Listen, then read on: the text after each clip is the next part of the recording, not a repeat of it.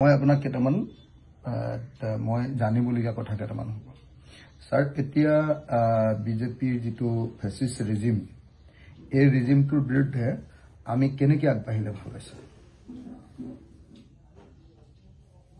তই গৌৰৱৰ লগত ডিটেইলছ হেৰি কৰ ৰকিবুলৰ লগত ডিটেইলছ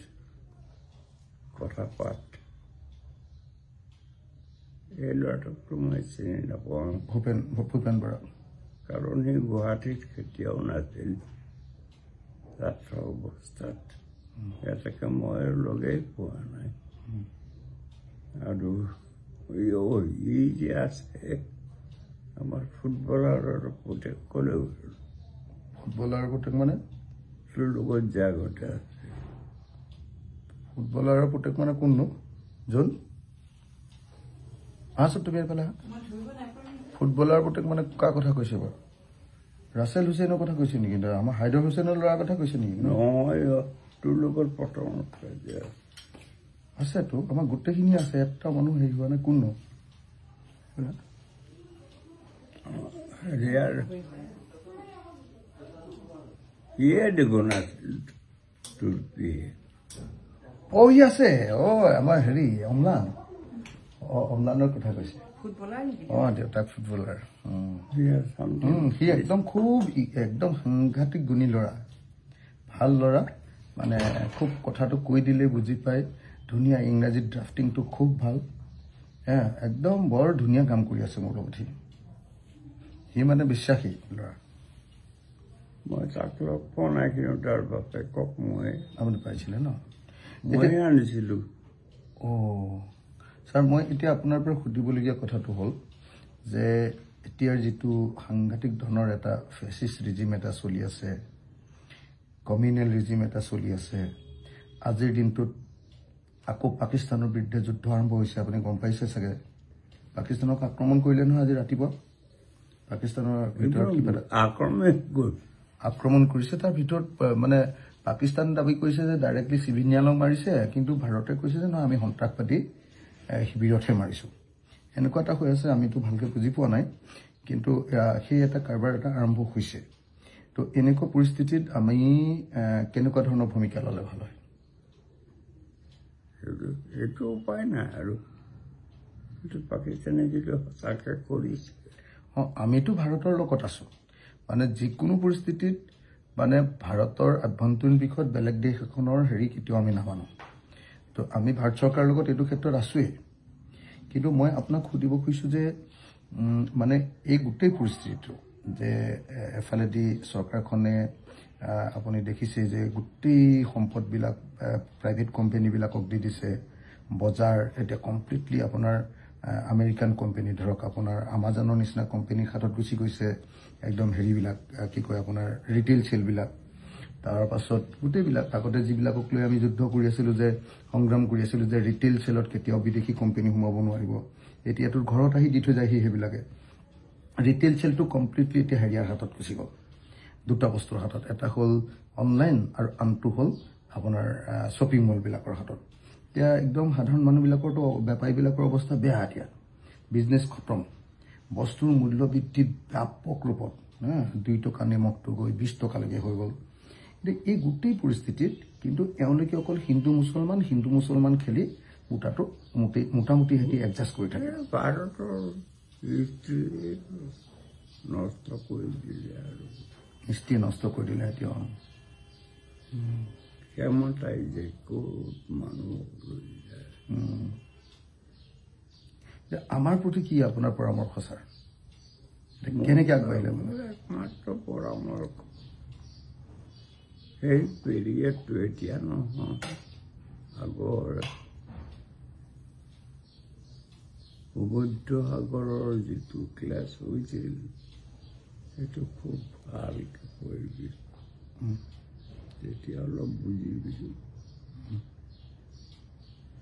এইটো আছেই তই আৰু পণ্ডিত হৈয়ে থাকিলি আৰু তোক কথা কৈছে গীতাশ্ৰী তই অকল পণ্ডিত হৈয়ে থাকিলি এইবিলাকলৈ আহিব লাগে কৈছে তাই ছাৰে কলেজৰ টিচাৰ কৰি যদি সেই সময়ত মানে একদম আণ্ডাৰগ্ৰাউণ্ড পাৰ্টিত যাব পাৰে তহঁতি এতিয়া ইমান ভয় কৰি থাক চৰকাৰলৈ হয়নে নহয় ছাৰ হেৰি ভয় কৰে 1 মিনিট কলেজত দেৰি হ'লেও ভয় কৰে কোনো এখন মিটিঙত মানে যাবলৈ ভয় কৰে কথা ক'বলৈ ভয় কৰে হেৰি তোক একো কৰিব নোৱাৰে এটা কনভাৰ্ট পষ্ট গভৰ্ণমেণ্টে কি দাবী কৰে সেইটো কৰিব নোৱাৰে তো লাগিলেহে নোৱাৰে মই বিচাৰিতে অপেনলি কমচে কম 25 বছৰ তেনেকৈ কাম কৰিছোঁ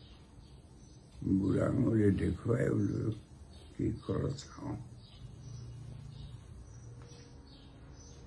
একো নোৱাৰে এটাত বগি দে মই আপোনালোকক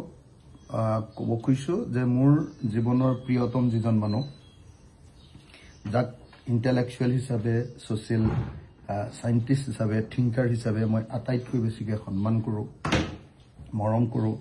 মোৰ দেউতা নিচিনা ছাৰ মোৰ ডাইৰেক্ট ছাৰ আছিলে কটন কলেজৰ সেই ছাৰ উদয়াদিত্য ভৰালী ছাৰ আজি ছাৰৰ গাটো বেয়া ছাৰ অকণমান গাটো দুৰ্বল হৈ আছে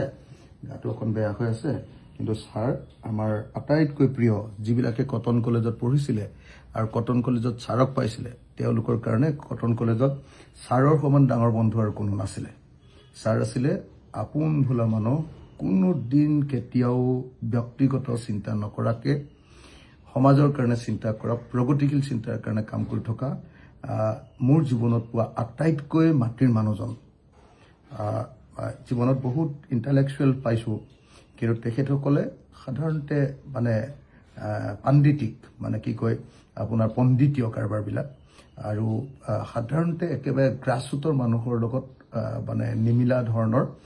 মিলে কিন্তু অলপ ধৰণৰ গেপ এটা থাকি যায় কিন্তু আমাৰ ভৰালী ছাৰ এনেকুৱা এজন মানুহ যাক মই বিশেষকৈ আটাইতকৈ বেছি ভালকৈ পাইছিলোঁ জ্যোতি 70 বৰ্ষৰ সময়ত ছাৰৰ অৰ্গেনাইজিং কেপাচিটি যি ভয়ানক সাংঘাতিক ধৰণৰ অৰ্গেনাইজাৰ আৰু কোনোবা এজন মানুহক যদি কয় যে এই জ্যোতি 70 বৰ্ষৰ কাৰণে ইমান টকা লাগিব কোনো মানুহ নাই যে ছাৰক অস্বীকাৰ কৰিব পাৰে তেনেকুৱা এজন মানুহ আমাৰ সকলোৰে মৰমৰ আমাৰ সকলোৰে আদৰৰ আমাৰ প্ৰিয়তম মানুহ ছাৰে কিমান যে হিটছ উলিয়ালে আমাৰ নিচিনা সেই sir Udayaditya Bharali sir cotton কলেজৰ অধ্যক্ষ আছিলে কটন কলেজৰ হিষ্ট্ৰী প্ৰফেচৰ আছিলে কোনোদিন কেৰিয়াৰৰ কথা নাভাবি দেশৰ কাৰণে চিন্তা কৰিছিলে যে ছাৰৰ অকণমান অসুখ হৈ আছে অসুস্থ হৈছে ছাৰ বয়স কিমান হৈ গ'ল এতিয়া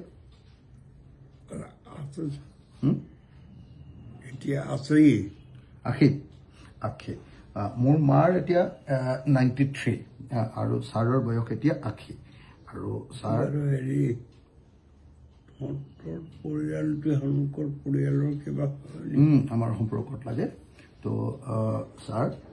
আপুনি সোনকালে ভাল হৈ উঠক আমি 26 চনত অসমৰ পৰা হিটলাৰী গভৰ্ণমেণ্টক আমি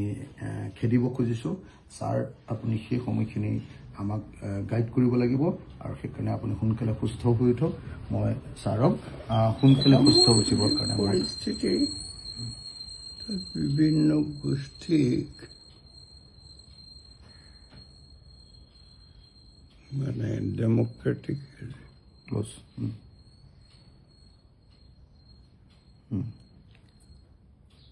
ডেমক্ৰেটিক কৰিব লাগিব চব গোষ্ঠীবিলাকক জাতিবিলাকক ধৰ্মবিলাকক ডেমক্ৰেটিক কৰিব লাগিব ডেমক্ৰেটাইজেশ্যনটোৱে মেইন ছাৰ এতিয়া মেইন ডেমক্ৰেটাইজেশ্যনটোৱে নহয় জানো ছাৰ ধন্যবাদ মই আপোনালোকক সকলোকে এটাই কথা কওঁ পৃথিৱীত বহুত মানুহ পাইছোঁ কিন্তু ছাৰৰ নিচিনা একদম আপোনভাৱে ল'ব পৰা কেতিয়াবা আমাৰ ওপৰত খং উঠিলেও গালি পাৰিলেও যেতিয়া ছাৰে ঐ অখিল বুলি ফোনটো কৰি ঐ অখিল বুলি মাতে তাতকৈ আৰু আপোন মাত এটা কেতিয়াও বিচাৰি নাপাওঁ এই পৃথিৱীত আজি ছাৰে মানে ঐ অখিল ফোনটো কৰিলে ঐ অখিল বুলি ক'লে আৰু সেইটো নিৰ্দেশ আৰু ছাৰৰ কথাই আমাৰ কাৰণে নিৰ্দেশ গতিকে মই ছাৰৰ এই অসুস্থ সময়ত আশা প্ৰকাশ কৰিছোঁ সোনকালে ছাৰ ভাল হওক আমাৰ সকলোৰে ছাৰ আমি বহুত ইচ্ছা আছোঁ ছাৰৰ প্ৰত্যেকজন শিষ্যই ছাৰৰ সুস্থ হৈ উঠক এইটো কামনা কৰিছে ছাৰ সোনকালে ভাল হওক